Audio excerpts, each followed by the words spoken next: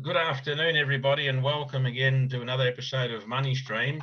I'd like to thank Jim Penman for his ongoing support, founder and CEO of the Gyms Group, and with over 2,600 franchisees and growing in Australia. Now, John. Sorry? It's just hit 4,600. 4,600 in Australia, Canada, and New Zealand. So it's growing from strength to strength. And today, what we're going to talk about is healthy living and how a healthy lifestyle, work balance, creating good habits also assists us in everyday life, work life, and obviously, to increase productivity. So we've got Jim here that's going to give us some expert advice and how it works in his daily life and business model. Over to you, Jim. Yeah, well, I'm a great believer in exercise, John, as you know. It's actually one of the best possible ways to improve your mood. My wife used to get these down periods, and I've really been adding exercise. And since she's been doing it, even just yoga or something like that, it's quite noticeable how much difference it makes. She doesn't go as far down. She doesn't stay down as long. I mean, having a husband like me, of course, would leave you liable to mood swings, but she certainly does better with exercise. It's actually better than, medically tested, it'd be better than any antidepressant on the market. It's just an incredible thing for mood. So, yes. And I don't find it difficult, actually. I've been doing it for so many years now, regularly. In fact, I started running when I was 14 years old.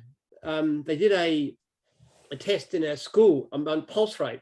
The pulse rate's a very good guide to fitness, and I found I had one of the fastest pulse rates of my class. And I thought that wasn't a good thing. So not being very keen on sport, I started jogging. And this was back in the 60s, when it was pretty well unknown. And it was a funny thing, the dogs would come and snap at your heels and stuff because it was a strange thing to be done.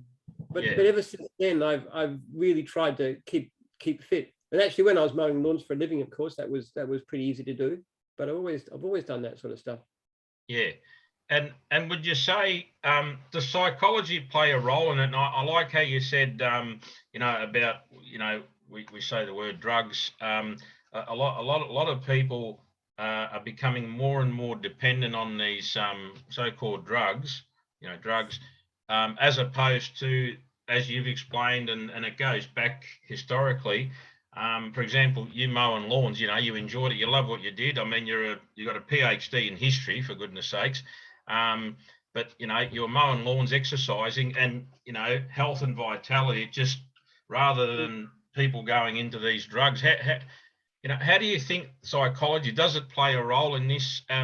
Someone working day to day gets home and says, "Oh, I'm not going to go to the gym. I'm not going to go for that walk." How do you explain that, the psychology of it? There's a wonderful book called Atomic Habits, which I might have mentioned to you before. I just finished listening to that as an audiobook for the second time through, and it talks about different ways to do it. Now, one of the keys to the thing, people try and go in too hard, too fast. I started off very gradually, and this was decades ago. And I often say the key to health and fitness is Roman history, because what I had was a tape of, in old days, I think a videotape of I Claudius, which is about, a certain period in Rome, at the end of the Roman Republic. And I found that actually when I was doing that, I was able to actually continue with the exercise much more easily. So I found one of the keys to it is to give yourself something to think about. Either I have a talking book, or I have something playing on the video. I've got a video set up in the exercise room. And if you do that, it's not so difficult to do. The key again is to also not to push it too hard. Like, I at one stage I used to do 10 kph on my treadmill. These days I do a bit over 9. But I find that's just enough to get me hot and working, but not to be a burden. One of the things that they suggest in Atomic Habits is that if you want to start exercise, don't start too much. Even just start by putting your running shoes on, tying them up, and that's it. Yes. And the next time you do a little bit more, a little bit more, and just gradually extend it to the extent it becomes part of your routine. Yeah. No, very interesting. And yeah, I remember when you spoke I think it was our last chat, last interview. Yeah, the visual, because I can relate to that because I used to mow lawns many years Mm. ago. Cut a long story short, and when I mowed lawns, just to mow the lawn, walk, and then to smell the nice fresh grass after you finished it, not only you get a sense of, oh wow, look at this, and the client um, most of the time compliments you, but also it's like you said, visual. The visual is you've mowed the lawn, you've been walking, it's exercise at the same time, and you think, wow, I might have lost, whatever, bit of weight. So your mind gets healthy. And to me, that visual works. And I've done exactly, if you remember last time, I asked for some of your opinion and your expertise. And I've started on a healthier regime. I feel a lot Oh, good on lighter. you. Yeah, I mean, I haven't How much lost that weight have you much lost, weight. John? I've got to lose a lot more weight before I give you a game of squash or racquetball. I tell you, but I certainly endorse what you're saying because it's mostly to do with your mind. And I know from we've all worked hard. You've worked very hard, but with that mundane Monday to Friday or Monday to Saturday where you work, you get home after a 12-hour day. As you said, even if you put on your running shoes and then just pace yourself, where Mm. if you go too quick, as you said, we burn ourselves out and we give up before we even start. Yeah. Um, Well, people make a mistake with dieting, with exercise, or pushing too hard. They go on some yeah, crash diet they can't hold to. You've really got to do it in a way that's yeah, achievable, that's modest, and gradually build with time, as you feel able to. That's yeah. so it's good to be doing exercise. What do you do actually if you exercise? What's your routine? Well, what I did, I listened to you last time, and I listened to you a lot, obviously, because you're a in my view, you're a very successful individual as well as a very successful business owner. What I do is I say to myself, right, I'm going to go to the shopping centre tonight, or Coles, or so, whatever. I'm going to prepare. So what I do is I try and park my car, bearing in mind I have that fibromyalgia, and I say I'm going to walk up and down from here to the shops and then back, and then when I go and do that, so that's my visual, and I've also exercised. So Mm. that works for me. That works for me. And also, I bought a new pair of runners, a very good pair of runners, because one of my legs is shorter and so on, orthotics and stuff. So I've incorporated what you said. My visual is I'm going to go to Safeway, Coles, whatever, Aldi, put petrol, and then I've walked so much rather than say I'm going to go for a 20-minute walk. And then, as you said, and then the next night I think, oh, no, I'm not going to do that again. And you give up before you've even started. And The I'm trick, just I said doing, it, baby steps, baby steps. yeah, you're quite right. Start with a small routine, something that you can Yeah, stick to, make it a habit. And yeah, so one of the things about it is this: you don't always necessarily feel like exercising, yeah, but after you've done it for a while, it becomes a sense of who you are. It becomes kind of mm, your identity. So mm, I wouldn't think so much that if I don't exercise tomorrow, I'll become flabby and tired and everything else, because one day doesn't make any difference. But I'm the kind of person who exercises every day. It's my sense of my image, myself. yes, Just like my son, who's 12 years old, and he's learning habits of self-discipline too. And one of the things that he does too, which he basically started by himself, he makes his bed and tidies his room when he gets up in the morning. And every time we mm, walk through in the adjoining room, you see that. And he's wow, developing that kind of discipline at 12. We're actually in the process of doing it fast. We're almost completed actually for 1 month. And Aaron actually set the parameters of this, and it's no desserts, no sweet stuff, to be sweet drinks or anything between, except for 2 days a week, which is Friday and Sunday, mm, and no computer games until 5 o'clock in the afternoon on a yes, school day, yes, and otherwise not between 11 and 3. So he kind of set his own parameters and discipline, and he sticks to it really, really well. He's a great kid, but he's yeah, learning that from a very young age. Now, I don't know whether he's bright or not. He's probably not the most brilliant person in the world, judging by his math scores, but I think he's going to do incredibly well in life because he's developing self-discipline at an early age. yeah, and yeah, exactly. I look, for 12 years. I think I'm a lot older than him, and I'm not as disciplined as him, so I've got to give him credit. And as they say, give credit where credit is due. But yeah, I encourage that as well because yeah, I mean I've read a lot of books, and I never used to like reading books, but one of the books that I read, um, highly successful habits, 7 habits, etc., etc. Oh, yeah, Stephen Covey. I'm just in the process of reading that again. Yeah, yeah, and I've still Great got it. book. I've had it for over 20 years. And as I said, I try and do things that work for me, but of course, listening to people like yourself that are doing it and are successful. But I see a lot of people, and I'm not judgmental, that they give up before they even start.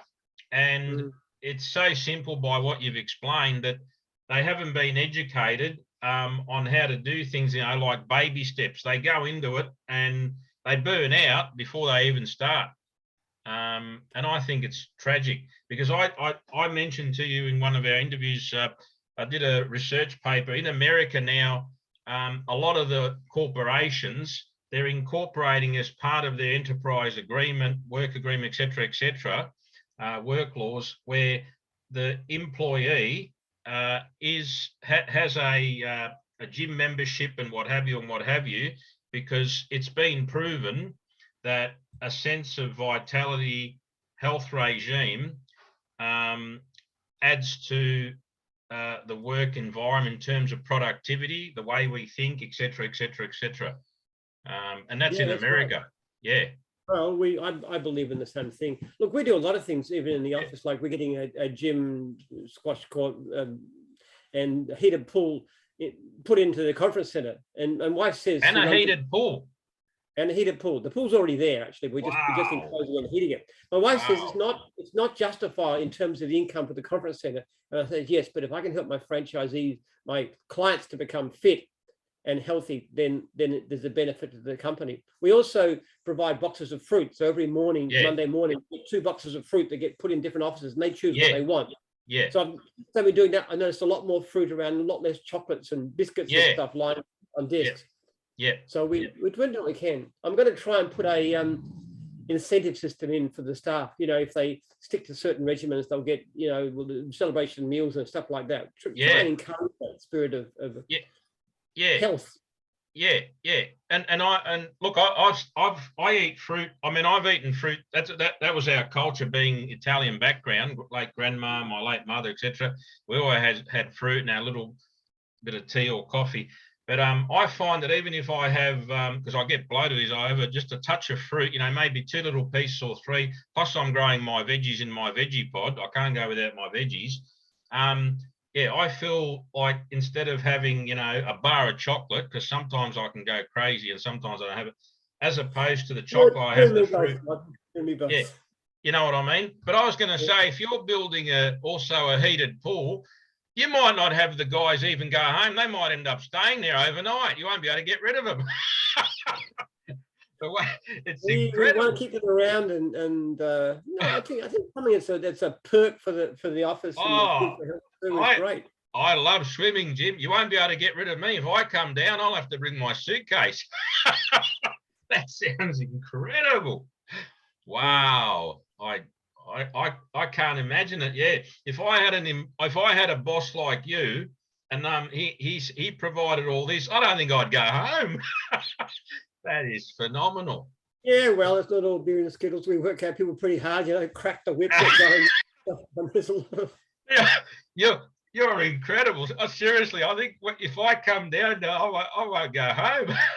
You should come. You got to come anyway. You said you'd let me give me a game of racquetball anyway when the done. So yeah, sure. Oh, that's phenomenal. But yeah, look, I used to work in the city. I won't mention the company, and we used to go for a jog around the city. We only had 45 minutes for lunch, and even we went around the city jogging for 20 minutes. We built up a sweat, around Burke Collins and whatever. We went back and had a shower, and even just to have that 20 minutes of sweat or run, you automatically felt, wow, invigorated. Yeah, that's right too. We're fortunate in our environment, which is very bushy. It's on 20-acre site with trees and so forth. So it's a really nice place to walk or run during breaks, which we encourage. Some of the stuff, unfortunately, go out and have a cigarette too, which is after they've exercised. I look at them and shake my head so they know what I see that all the time. I've seen people walk out of the gym and they light up a cigarette, but hey, we're not judgmental, are we? So But yeah, look, you've got the best of both worlds. I love nature. You know, I can imagine the trees, the birds in the trees, and that whistling. I mean, like I said, I don't think people would want to go home. Well, it is a plus. Mind you, we're about on the outskirts. You know, we're right out in Eastern Melbourne, so not everybody, as far as anybody in the suburbs is concerned, that's kind of like you know, that's like the outback or something. It's so far away. I like it though. I like it. I like the open spaces. Yeah. Oh, look, no, that's encouraging. But yeah. So I'm all for it. And as I say, in America, they're exactly what you're doing. They're starting to build that into the contracts because they've researched it, and you know, it adds to not only. I mean, health is paramount, because if you're not healthy, you can't get up and go to work, and you can't earn a living. But it also adds to productivity and well-being. And I guess it's all part of camaraderie and yeah, building healthy habits. And of course, that'll stem down, as you're doing with your son, your 12-year-old son. Full credit to him and yourself for coaching him. And then, you know, they grow up and it goes on and on and on. Yeah, that's right. It's a wonderful thing, actually. If you could bottle the effects of exercise and put it in a drug, you'd have a $100 billion project on the spot. It's so great, and it's not that difficult if you approach it in the right way. Yeah, that's one thing. That's one reason something like racquetball or squash is so good, because it's interesting as well as competitive. Like having a run is one thing, and I can get a bit puffed at the end. If I'm playing somebody a competitive game of squash for half an hour, I am knackered. I am just about falling on the floor because you try so hard. Yeah. And unlike tennis, where you have to spend most of your time chasing balls when you're not very good like me. Ball can't go anywhere. You try to pick it up and start playing again. It's good though. Look, I'm looking forward to give you a game. As I said, go easy on me for at least 6 months. No, don't do that. The idea is you're running up and down the court till I give you a heart attack. That's a sign of success, John. That's how you do it. Look, I don't work for you, Jim, but I feel like I need to come and work for you if I could work. At the moment, I can't. But like I said, if I had a boss like you, sincerely, I don't think I'd ever go home. My wife would be worried about me if I was married. I'd be. I think they'd search party. You'd be the most wanted man in Australia. Well, we do try and look after our staff too. Like one of the things we do is we provide lunch on Thursdays too, which is a very popular thing, and they come together and they eat. Just little things of that nature. It doesn't cost us very much, but make it a great environment and encourage health and this kind of stuff too. Yeah, you've got to be. I mean, there's a competition for health for good staff these days, and you know, it's not just all about money. It's often about the extras that you get. Things like the Thursday lunches, which they really appreciate, and the fruit. And one of the things I love to do is a setup, which they do it. My daughter worked for a company called Lululemon. Have you heard of them? They do women's exercise. Lululemon. They do women's exercise. It's a Vancouver-based company. Wow. And one of the things their staff do, they actually get every staff member to set goals for themselves, and not just in health, in career, and in personal life. And they write them down, and they set them 1 year, 5 year, and 10-year goals, and then they help them to achieve that, and they post the goals up. So this kind of, and that's even if they nothing to do with being with the company, just to help people to develop as individuals. That's sort of stuff I'd love to do. Actually, we're sort of looking for someone to internal business coach at the moment. And we've spoken about this. Well, we spoke about this last year about that was more business coaching. But I remember at work, one of my first jobs, we used to have a Friday lunch, exactly what you're doing on a Thursday. And it was more about camaraderie and sense of caring for each other, as opposed to, we all got to make money, but health is.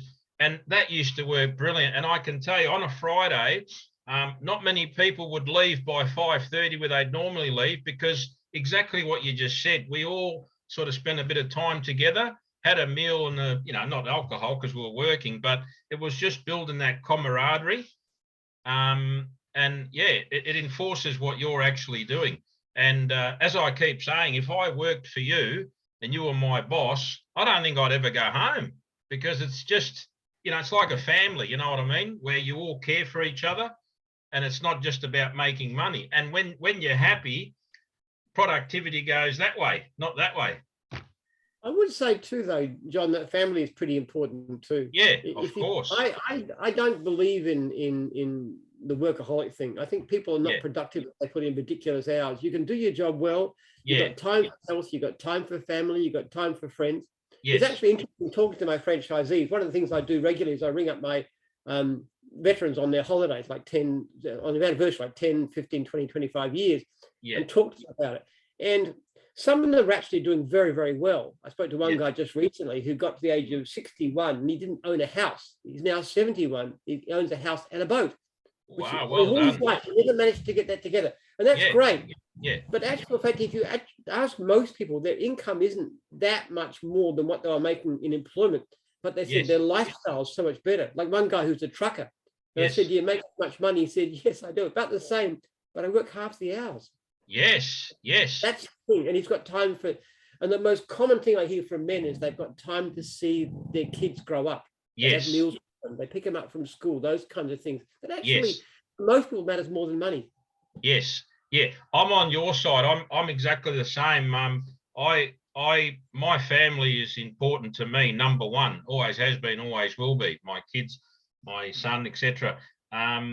But yeah, a lot of the time the emphasis is the opposite way, and not on purpose. And what you mentioned before, which I hope you start up in one of your business, part of your business model, is that sense of coaching, where I think a lot of people are lacking that, and need like some sort of big brother or coach, where they're educated exactly by what you're explaining today, because through whatever means they lack it.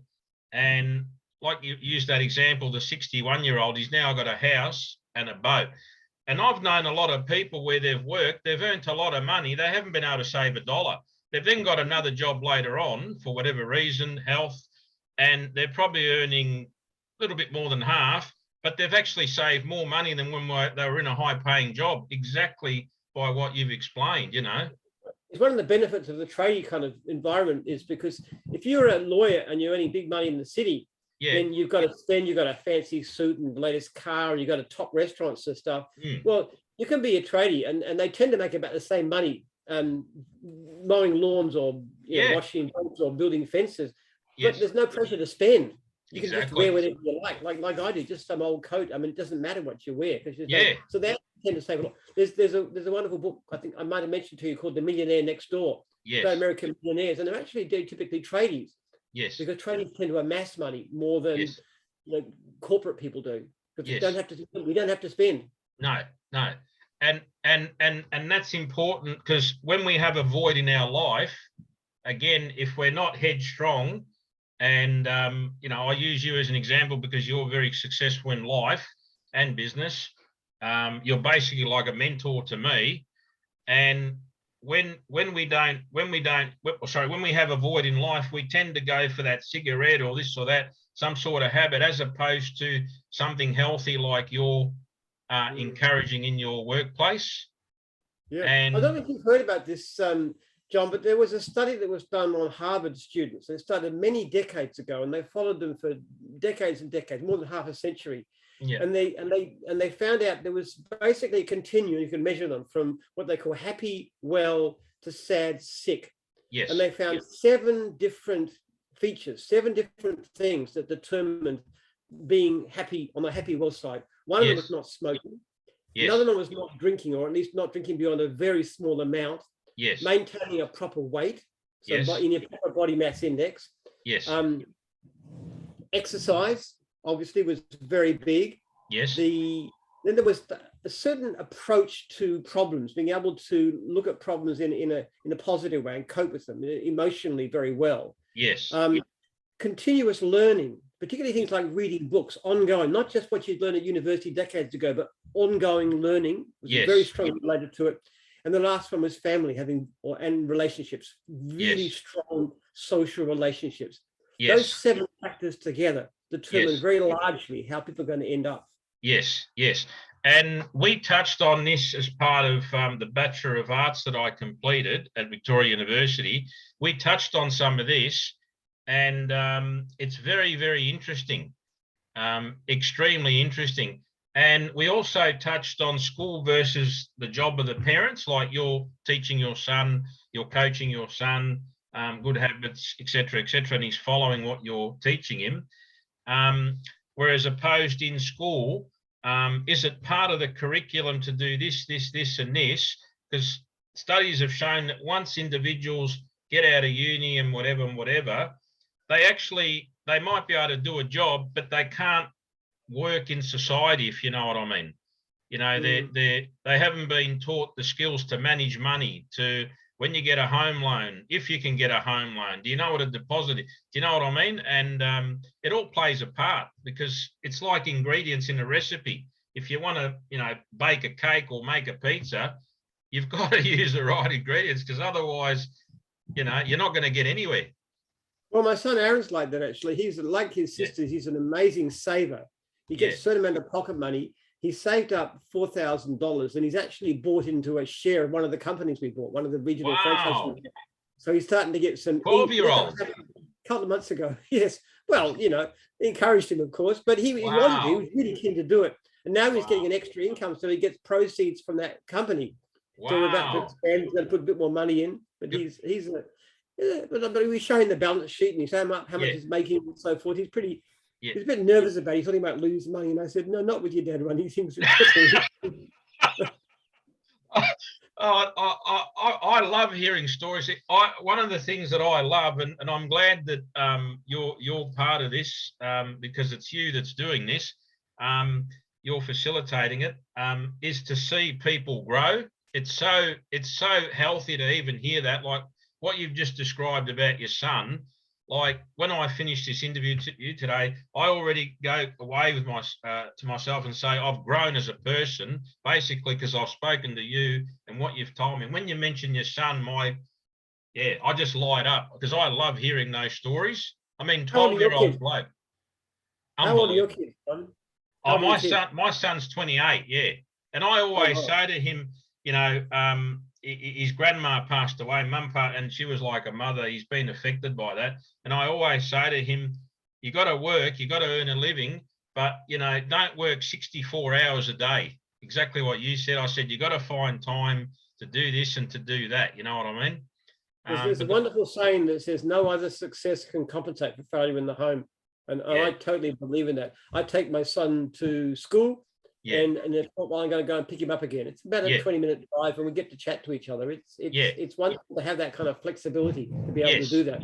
Yes, and I used to do that, Jim. I used to bring my son to and from school. I had work where I could go around work, and I used to enjoy exactly what you're doing. Bring them to basketball, footy, soccer training, and goodness knows what. School holidays were fun because I'd end up going through the kitchen. I'd trample on about 6 kids. And then I'd ask them, what's for breakfast? It was good because all they wanted was bacon and eggs. Not sure about the bacon, but but memories are everything. And again, it's all about building relationships, like in business, like what you've done. You know, you've built an empire.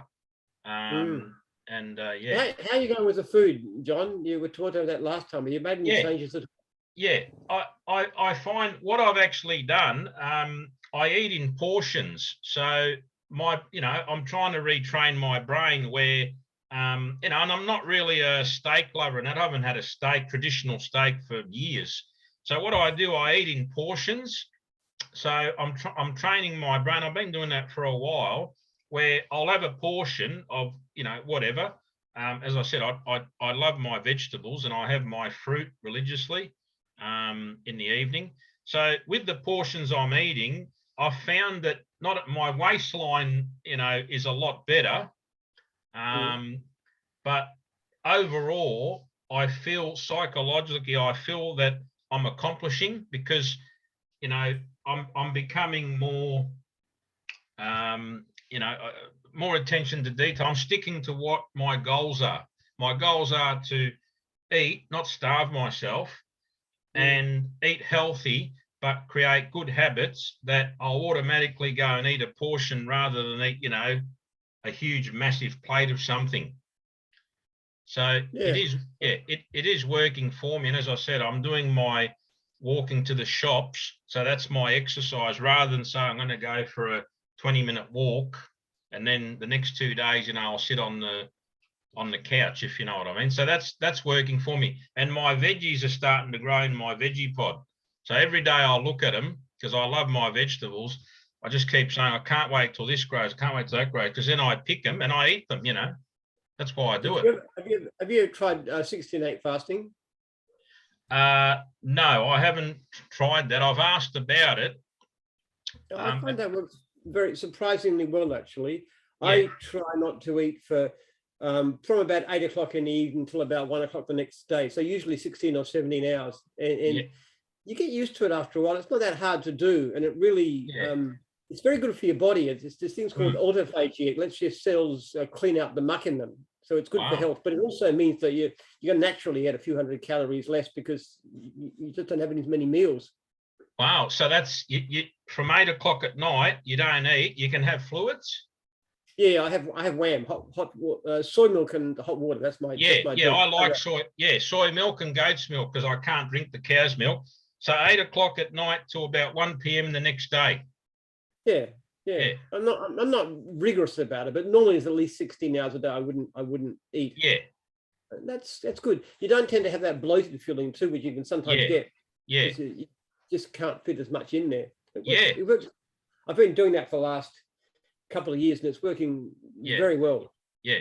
Well, I'm going to give that a go. And I don't know how I go, but I'm going to be positive about it. And next time we talk, I'm going to explain, and I'll try and keep a diary on it. Yeah. Because I really feel now, I mean, I always was, you know, we studied martial arts and everything. We're always running at school, athletics, all sorts of things, javelin, discus, you name it, swimming.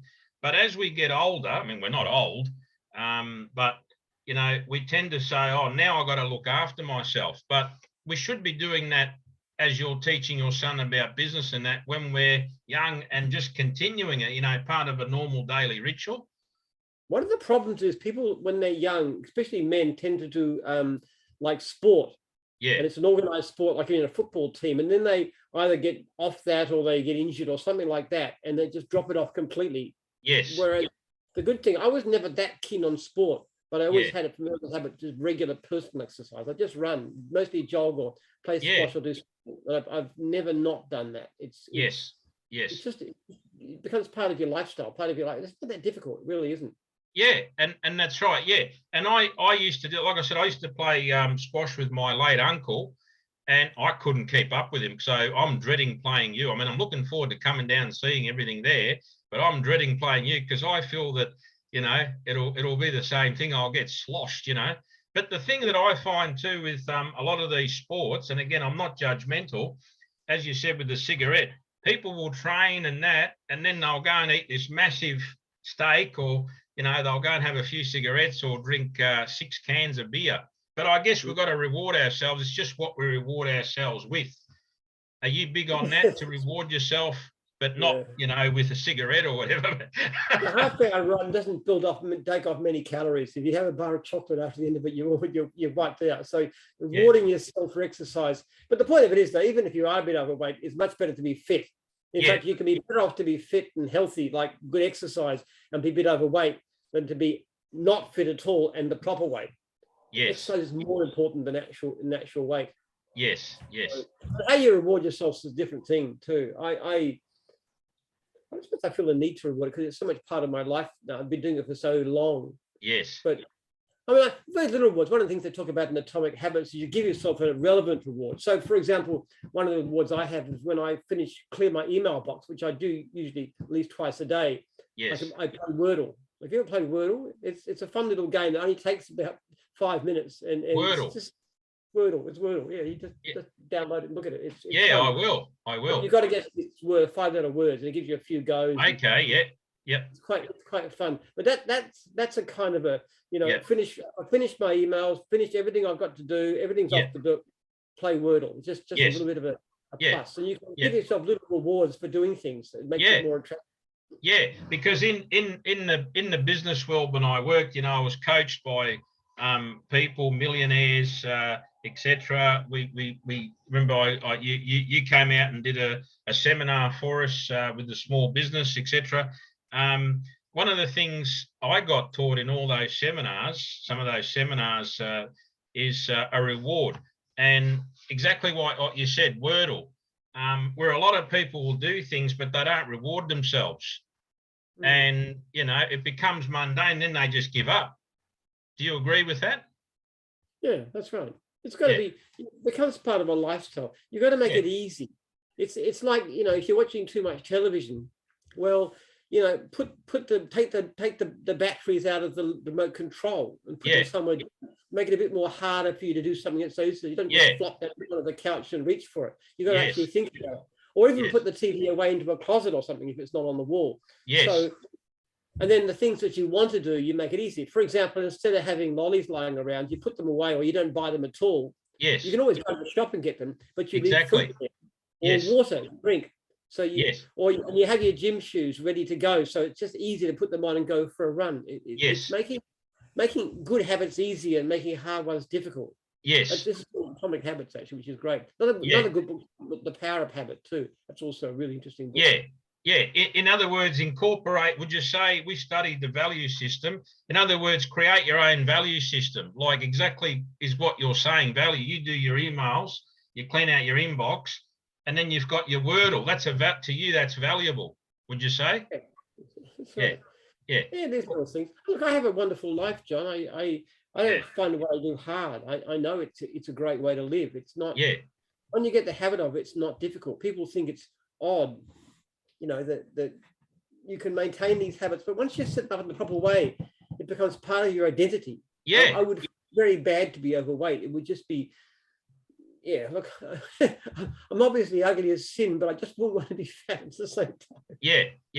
No, I feel you. And I can't tell you, and I'm being so genuine, I am so excited to come down when you have your squash or racket ball. I might even be very sore with my arthritis, but you cannot believe how excited I am, because I miss playing squash, to even have 5 minutes game with you. And to me, that is just, I'll be on top of the world, because you know what I mean? It gets you into some sort of good habit. Where do you live though, John? Caulfield, Carnegie. Caulfield. Oh, well, there'd be squash courts around there. But I want to play you. I want to come and see you pull it. Well, you're welcome to come and see our premises. But from your own point of view too, if you could get there and get playing squash 3 times a week, find someone on your own level 3 or 4 times a week. It'll really do wonders for you. It's a very interesting game because it's so. Well, with tennis, I mean, if you're not very good, like I'm not, getting the ball over the net's pretty much a struggle, and you spend most of your time chasing balls. Or racquetball, there's this huge ball up there. You can't miss it. It's so giant. So, but when you do, you've got so many shots. You can hit it sort of high or low, fast, slow, side wall, even the back wall, or in racquetball off the ceiling. There's so many different ways of doing it. So it's kind of interesting and competitive and absorbing. I really recommend that you find a local squash court and find some players who are on your level to give you a hard game and get out there 3 or 4 days a week. I reckon you really notice it. And I'll tell you what, before I come down and see you, if the invitation still stands, I'm going to be going to a squash court for maybe a few weeks, because I need to practice. It's the good thing about squash, as you said, it's an interesting game, because at first the ball's cold. Once it warms up and you start running around, it's just unbelievable.